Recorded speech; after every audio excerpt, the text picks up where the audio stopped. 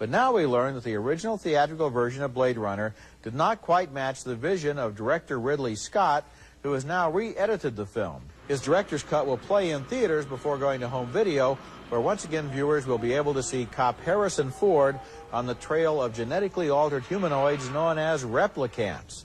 Here he visits the headquarters of an evil mega corporation, where he's greeted by Sean Young. Do you like our owl? It's artificial? Of course it is. Must be expensive. Very. I'm Rachel. Deckard.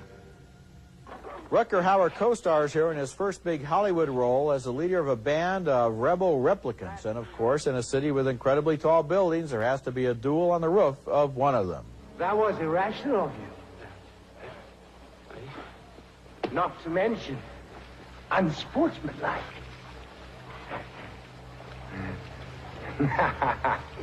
Where are you going? So, okay, what's new in this version of Blade Runner? Well, it's more a case of what Scott left out than what he put in. The earlier version had a spoken narration by Harrison Ford, which was included because the studio was afraid the public wouldn't understand the movie. That narration is gone, and the movie now ends on a more existential note with dialogue of sad irony rather than with a more conventional action climax. But this version has the same basic strengths and weaknesses of the 1982 release. It's an amazingly strong film on the visual level, but I wish they'd done more with the strange predicaments of the replicants, who are human in every sense except one, which is that somebody else says they're not. Yeah, I thought he had improved it with this version, yeah. And I think taking out the narration helps. I think shortening the film, because I think it plays out at a very leisurely pace, we'll put it that way, charitably. I had an interesting reaction to it, which is why I enjoyed it, which was seeing these actors years later now and looking back at them and looking and studying their faces and the aging process. Sean Young was fascinating to see. Yes, I think you know, we've talked about this. She's a very interesting She's a actress, very yes, good yes, actress, yes. and you can see it here with not a lot of dialogue, and she's done very, very well.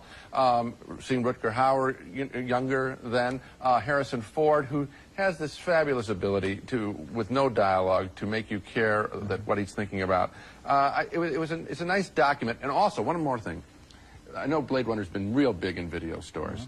We saw it in a movie theater now, and that's the way to see pictures. I mean, it wasn't yeah, but a of course, pleasure. I saw the original version not long ago on Laserdisc, and there are, you know, I question you. I don't know how long it's been since you've seen it, been a but while. The narration doesn't hurt the film at all. In fact, Harrison Ford has such an interesting voice that it helps, I think, to establish some tone and atmosphere. It doesn't hurt a bit. I think that basically it's a wash. It's just another version of more or less the same material, and you can look at it again and see if you like it better or not.